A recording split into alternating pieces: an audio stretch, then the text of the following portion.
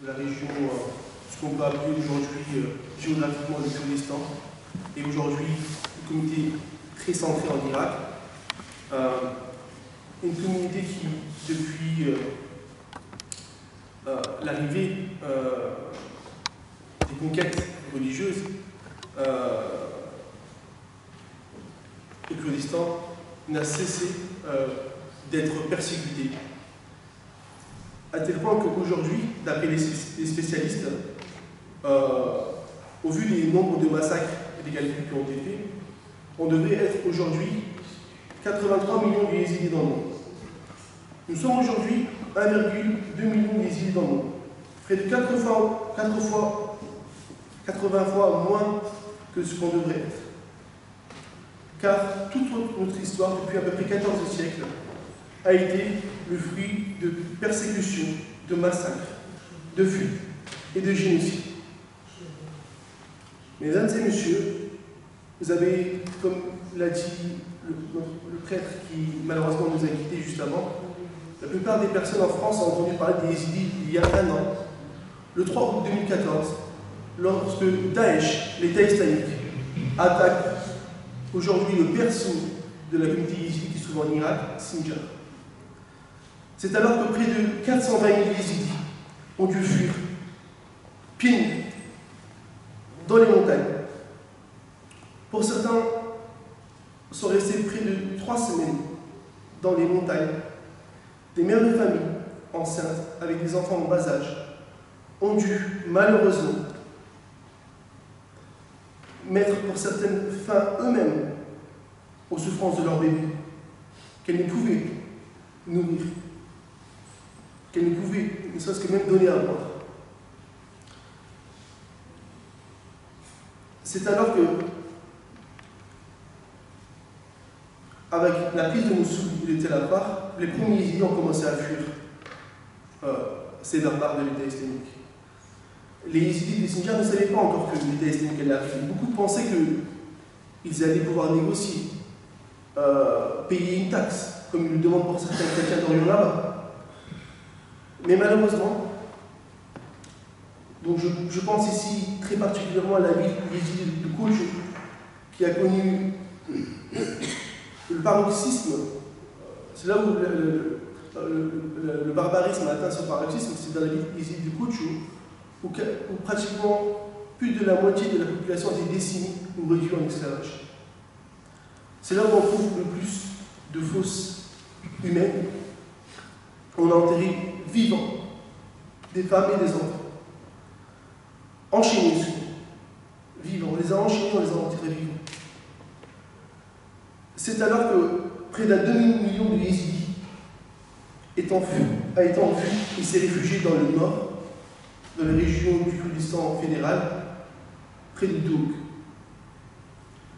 Malheureusement, dans cette fuite et dans cet abandon des personnes qui devaient protéger les Yézidis, près de 5500 femmes yézidis ont été kidnappées, triées selon leur âge, selon le fait qu'elles étaient mariées ou encore vierges, et revendues ou offertes en cadeau à des émirs de l'État islamique. Certaines de nos sœurs, de nos femmes, sont retrouvées en Arabie Saoudite, au Qatar, en Afghanistan, revendues pour des prix des fois complètement dérisoires, dans le seul but de briser, ruiner les humilier. C'est dans cela que sur des marchés on pouvait attraper, comme il le disait, acheter une Yézidi pour $120, des jeunes filles. Des vieilles femmes, on pouvait les acheter pour $30 ou $40. Mais l'horreur ne s'arrête pas là. Dans cette horreur, il y a près de 4000 enfants yézidis kidnappés. Ces enfants yézidis sont embrigadés dans des écoles fanatiques de l'islamisme de Daesh. On apprend à ces enfants qui ont souvent 3 ou 4 ans, 5 ans, à égorger sur des peluches. On apprend pour ceux qui ont un âge un peu plus avancé, un peu plus mûr, des techniques de combat. Pour être demain, quand il y a il y aura une intervention à Mossoul ou à Raqqa, que ces enfants yézidis sont en première ligne, en tant que bombes humaines. On a retrouvé encore 4 enfants yézidis en Afghanistan, en brigadier encore.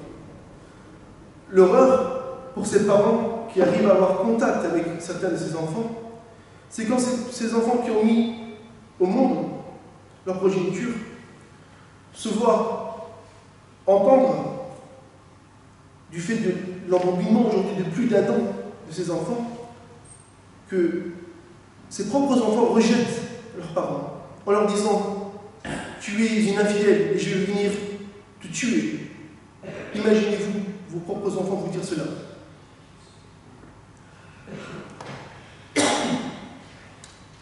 La situation, au-delà des massacres de masse, de la traite, de l'esclavagisme, des enfants yézidis qu'on embrigade pour maintenir les bombes humaines, messieurs et mesdames, c'est aussi un drame humain, un drame sanitaire. Comme je l'ai dit, près d'un demi-million de yézidis sont en fuite, dans des camps, pour ceux qui ont pu avoir des camps. Près de 30% à 40% d'entre eux, au début, n'avaient même pas droit à des camps. La plupart des personnes, et même aujourd'hui encore à l'heure où je vous parle, n'ont pas accès à des camps. Soit des maisons abandonnées, des immeubles abandonnés, des usines, ou essayent auprès de certaines grandes villes, avec ce qu'ils trouvent sous leurs mains, à créer des mini-bidonvilles. C'est une communauté qui est complètement abandonnée, où les ONG françaises ou autres ne sont pratiquement absolument pas présentes. Pour vous donner un simple exemple pour que vous puissiez comprendre, c'est comme si pendant la Deuxième Guerre mondiale, le nord de la France a été attaqué et que les ONG se mettent à Marseille. Aucune utilité. Malheureusement, les ONG font du lobbyisme aérien. Très peu sont à Dohuk, qui est une région sûre du Kurdistan irakien. Donc cette communauté est livrée à elle-même.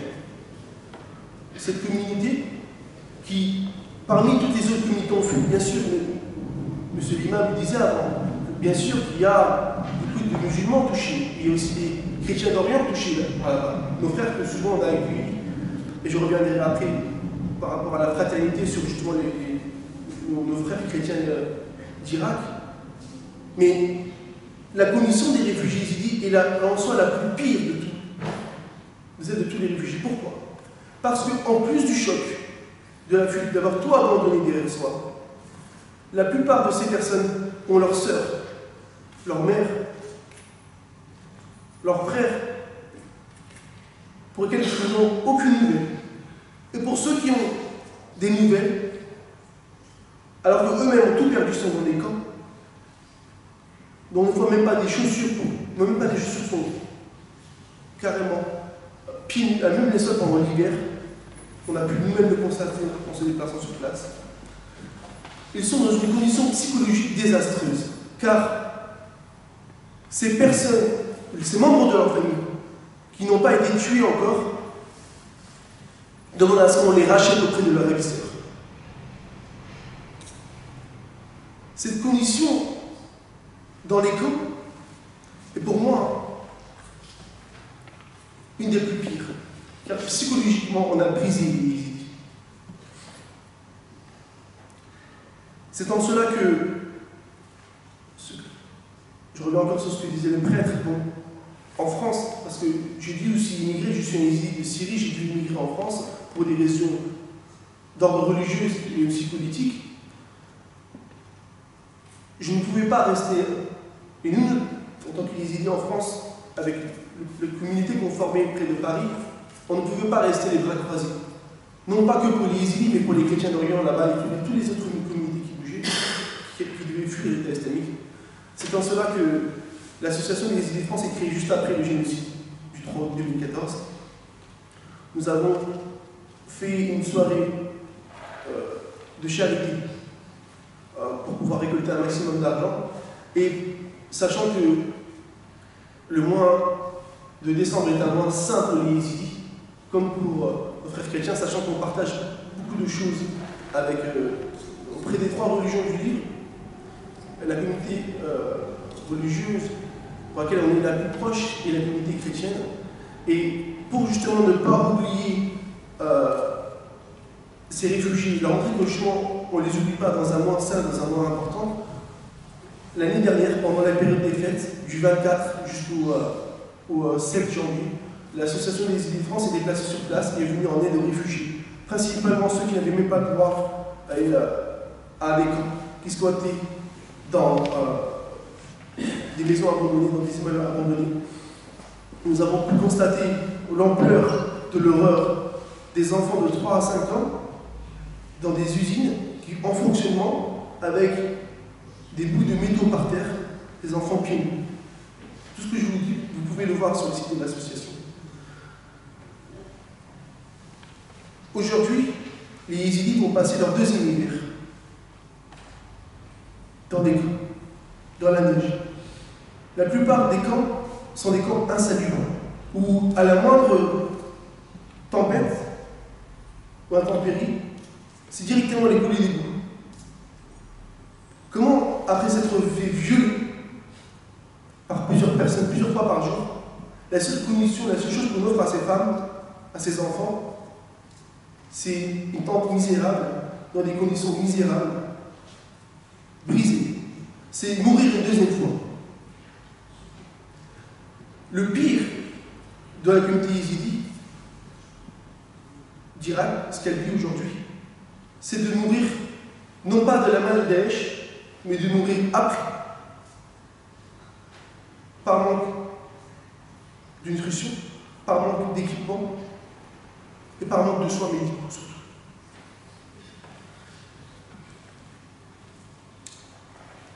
Beaucoup,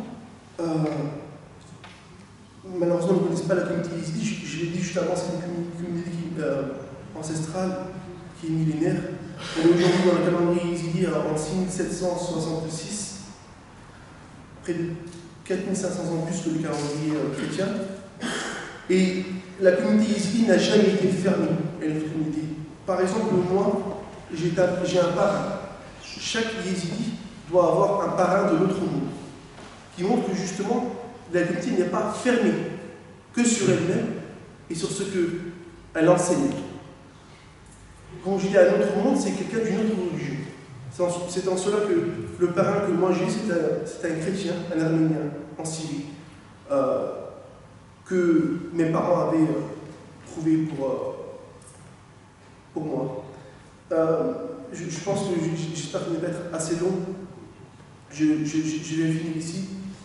Écoutez, la communauté yézidi, même aujourd'hui, après un demi-million de yézidis en vue, je n'ai vu aucun de ces personnes, malgré tout ce qu'on leur a fait, appeler à la vengeance, appeler à des mouvements terroristes, car tout ceci est aux antipodes de notre religion.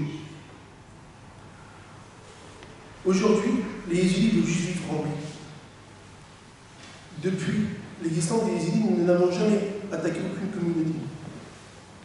Nous avons toujours essayé de consolider les liens de fraternité avec les communautés et de solidarité. C'est en cela que, en 1915, quand l'Empire ottoman et la Jeune République turque ont attaqué tous les non-musulmans de la Turquie, ce qu'on appelle aujourd'hui la Turquie, les chefs religieux yézidis du Mont Sinjar, qui aujourd'hui sont victimes, ont accueilli à bras ouverts les chrétiens de Turquie, arméniens, assyro-chaldéens, syriaques. Pratiquement une famille sur deux yézidis à Sinjar avait en son sein abrité une famille chrétienne qui avait fui justement les barbaries de l'Empire ottoman. Nous avons ouvert les bras à leurs frères chrétiens. Nous avons aidé, nous avons sauvé. C'est pour ça qu'aujourd'hui les chrétiens d'Irak souvent disent, même si eux n'ont pas été vraiment touchés, et les yézidis. Parce qu'ils sont reconnaissants de justement l'aide qu'on leur a apportée. Malheureusement, je ne vois pas cet élan de solidarité dans l'ensemble du monde chrétien, à part dans les paroles des chrétiens d'Irak. Voilà. Messieurs et mesdames, je suis ouvert à des questions après. pouvez aussi nous contacter sur le site de l'association. Je suis désolé, je ne peux pas être trop long. Donc voilà, merci à tout le monde d'être là. Je remercie encore une fois le président de Mitterrand dans cette paroisse. Je remercie infiniment le collectif de défense des minorités religieuses qui, depuis près d'1 an, nous soutient et nous offre son aide. C'est ainsi que grâce à eux aussi, nous avons pu être entendus à l'Assemblée nationale dans un groupe d'études présidé par Mme Valérie Pécresse. Donc voilà, merci infiniment au collectif de défense des minorités religieuses. Monsieur le Président, merci à tout le monde d'être ici présent pour nous une soirée symbolique et forte dans la fraternité. Merci à tous.